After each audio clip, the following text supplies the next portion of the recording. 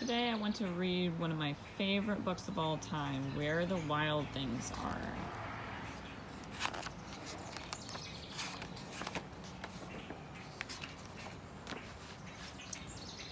The night Max wore his wolf suit and made mischief of one kind and another.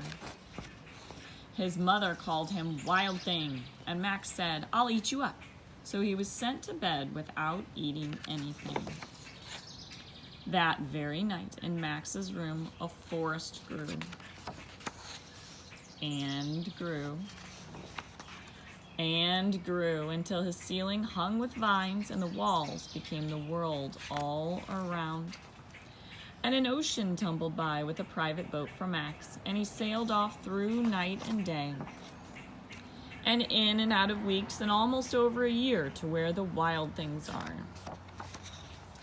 And when he came to the place where the wild things are, they roared their terrible roars, and gnashed their terrible teeth, and rolled their terrible eyes, and showed their terrible claws, till Max said, "Be still," and tamed them with a magic trick of staring into all their yellow eyes without blinking once.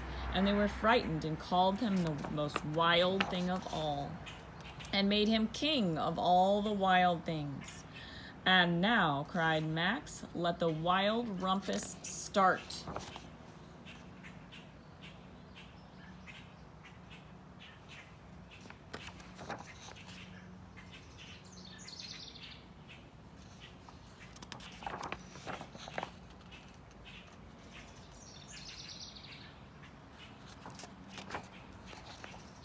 "Now stop," Max said, and sent the wild things off to bed without their supper.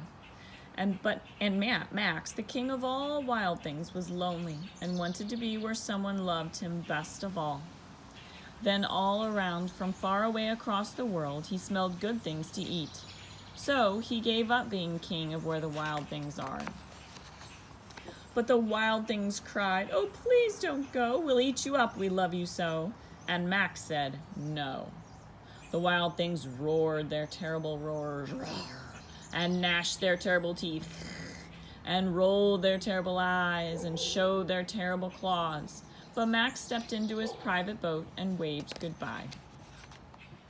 And he sailed back over a year, in and out of weeks, and through a day, and into the night of his very own room, where he found his supper waiting for him.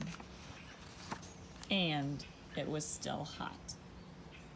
The end.